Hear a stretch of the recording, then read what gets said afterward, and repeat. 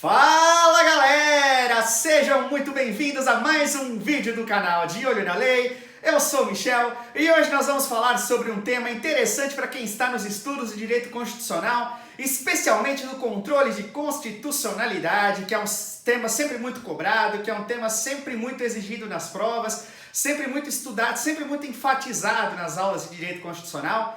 E hoje então nós vamos falar, nessa perspectiva do controle de constitucionalidade, sobre a chamada inconstitucionalidade por vício de decoro parlamentar. Conforme uma decisão que foi tomada pelo Supremo Tribunal Federal no ano de 2020, nós vamos tentar entender o que é essa inconstitucionalidade e de que modo que ela pode ser configurada, se ela pode de fato influir para que determinada lei ou ato normativo sejam declarados inconstitucionais. Então, vem comigo para mais esse vídeo, força nos estudos, bora lá! Primeiramente, nós precisamos falar sobre o controle de constitucionalidade e destacar também as espécies de inconstitucionalidade que são apontadas tradicionalmente pela doutrina. Então, o controle de constitucionalidade consiste basicamente na verificação da compatibilidade de leis e demais atos normativos com a Constituição. A Constituição precisa instituir mecanismos para se verificar a compatibilidade de uma lei ou de um ato normativo com os seus preceitos. Então, para que o controle de constitucionalidade exista e seja efetivo, são necessários dois pressupostos. Primeiramente, precisamos de uma Constituição rígida e nós precisamos também de um órgão que tenha autoridade para decidir sobre as questões constitucionais. Ora bem, a Constituição rígida é necessária porque, se nós estivéssemos diante de uma Constituição flexível, não haveria que se cogitar de normas inconstitucionais. Se o Congresso, por alguma forma, modificasse o texto da Constituição, não se haveria de indagar sobre a compatibilidade de determinada mudança com o texto constitucional, já que a própria Constituição não disporia de procedimentos rígidos, não traria matérias que seriam imutáveis, não trariam matérias que precisavam ter mais cuidado para serem modificadas. Então, nós precisamos de uma Constituição que tenha um certo grau de rigidez para que nós possamos verificar a compatibilidade das leis e atos normativos com ela. Além disso, nós precisamos de um órgão que tenha possibilidade, pelo menos um órgão, que tenha a possibilidade de decidir sobre as questões constitucionais, pode ser um órgão na estrutura do judiciário ou no legislativo, o que seja, mas ele tem que poder decidir sobre as questões constitucionais e ele tem que ser reconhecido como autoridade para decidir sobre essas questões. Essas decisões precisam ser tidas como algo dotado de autoridade. Esse órgão precisa ter a necessária legitimidade para que as pessoas confiem que a decisão por ele tomada parece ser a que mais se compatibiliza com a Constituição em determinado momento. Quando nós falamos então de controle de inconstitucionalidade, vem à mente as noções de inconstitucionalidade. Claro que teria muita coisa para falar sobre controle de constitucionalidade, mas não é o objeto desse vídeo, mas tem muita coisa que precisa ser estudada, muita coisa que precisa ser comentada. Mas nós vamos falar então sobre as espécies de inconstitucionalidade que é importante para o entendimento do nosso caso. Nós temos, tradicionalmente, duas grandes espécies de inconstitucionalidade apontadas pela doutrina. Nós temos a inconstitucionalidade por ação e a inconstitucionalidade por omissão.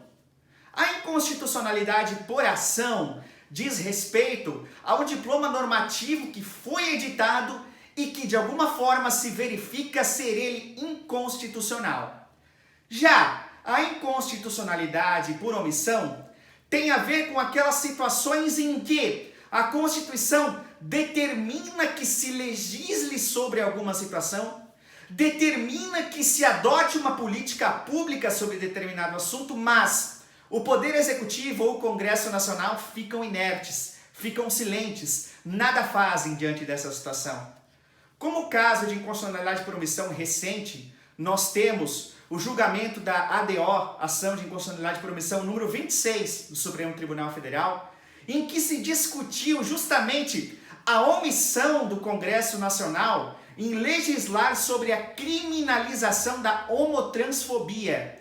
Na época, o Supremo entendeu haver uma omissão inconstitucional e, em função disso, determinou que, enquanto não houvesse uma legislação tratando da homotransfobia, fosse aplicado nesses crimes a legislação pertinente ao crime de racismo. A omissão inconstitucional daria um vídeo interessante, daria um conteúdo interessante que a gente pode falar também. Mas agora, vamos nos ater à inconstitucionalidade por ação.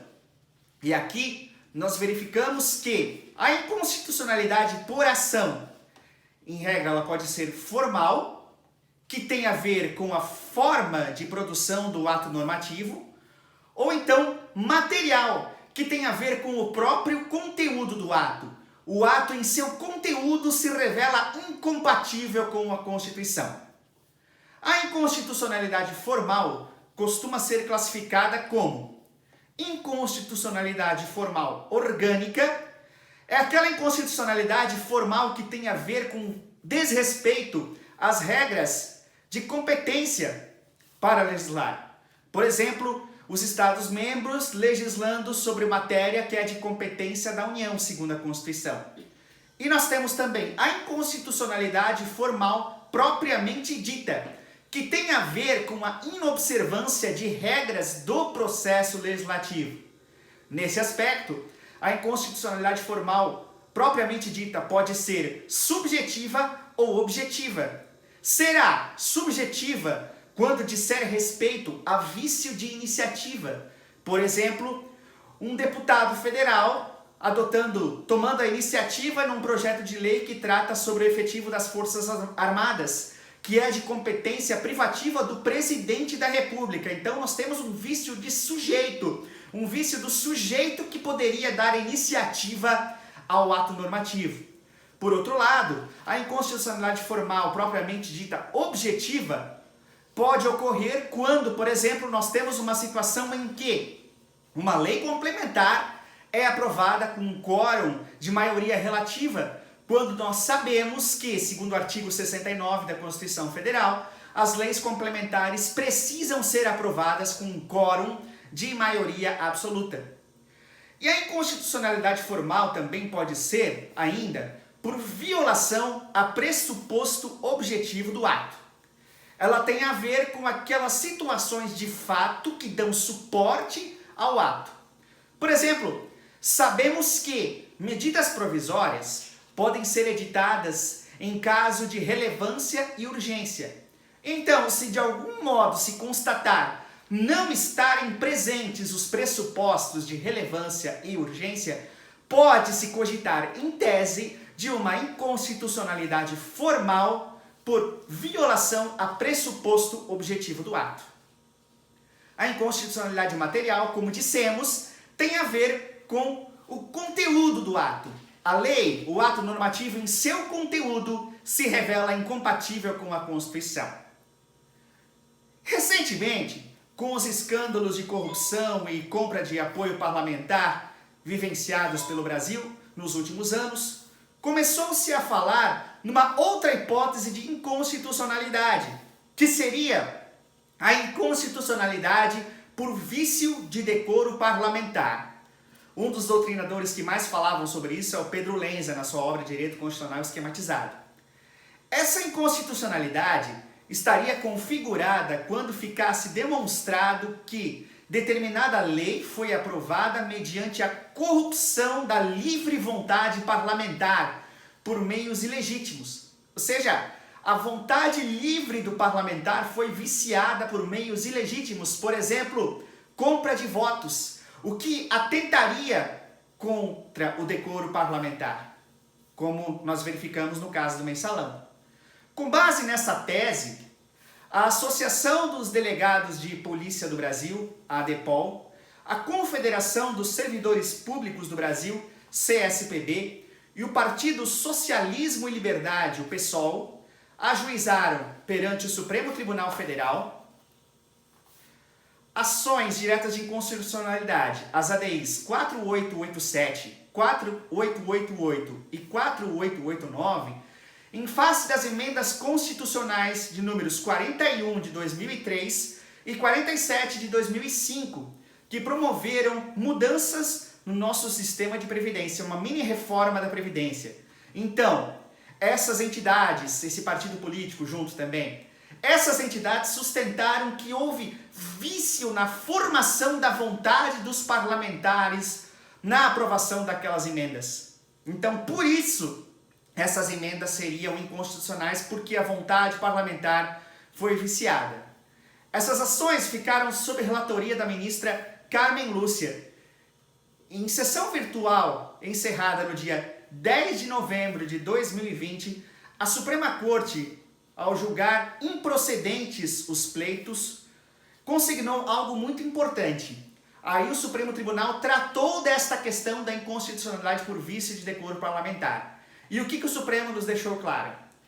É possível, em tese, admitir a inconstitucionalidade por quebra do decoro parlamentar, mas é preciso ficar provado que as vontades compradas, as vontades corrompidas, seriam em número suficiente para influir na aprovação de determinada lei ou de determinada emenda constitucional, conforme o caso. Como nós sabemos, o quórum para aprovação de uma emenda constitucional é qualificado. Na Câmara dos Deputados, uma emenda constitucional precisa passar por 2 turnos de votação, tendo em cada um dos turnos pelo menos 3/5 dos votos dos seus respectivos membros, ou seja, 308 deputados, pelo menos, em cada um dos turnos. No caso tratado nessa emenda, no caso tratando nas ações, que se baseou naquilo que foi descoberto no escândalo do Mensalão, ficou demonstrado que 7 parlamentares haviam tido suas vontades viciadas por meio da compra de votos. Então, por mais que se tivesse demonstrado que esses parlamentares violaram o decoro parlamentar, esse número de parlamentares não influenciou na aprovação final das emendas constitucionais. Não teve essa capacidade de influir, de modificar o resultado do processo de votação que resultou na aprovação das emendas constitucionais 41 de 2003 e 47 de 2005. Por isso que essas emendas constitucionais foram mantidas e as ações foram julgadas improcedentes. Mas o mais importante disso tudo, volto a dizer, é essa mensagem que o Supremo Tribunal Federal nos passa de que é possível sim se cogitar da inconstitucionalidade por vício de decoro parlamentar, mas é preciso ficar demonstrado que as vontades viciadas, as vontades corrompidas, eram em número suficiente para influir na aprovação de determinado diploma normativo, seja lei complementar, seja lei ordinária, seja emenda constitucional, conforme o caso. Então, isto que fica desta questão da inconstitucionalidade por quebra de decoro parlamentar que o Supremo Tribunal Federal finalmente enfrentou, a doutrina vinha trazendo, e o Supremo Tribunal Federal agora finalmente nos traz um entendimento, nos traz uma luz sobre este tema tão importante, sobre este tema tão palpitante, este tema tão contemporâneo em face dos escândalos que nós vivemos nos últimos anos, que nós presenciamos nos últimos anos no Brasil. Então, galera, era esse o vídeo que a gente tinha para trazer, esse é o tema que a gente tinha para trazer no vídeo de hoje. Espero ter contribuído com os estudos de vocês. Para mais vídeos como esse, se inscrevam no canal, ativam os sininhos das notificações e vamos continuar firme nos estudos, vamos continuar estudando Direito Constitucional, que é uma matéria sempre muito apaixonante. Então, obrigado pela atenção de todos vocês e a gente se vê no próximo vídeo. Eu sou o Michel do canal De Olho na Lei. Valeu, tchau!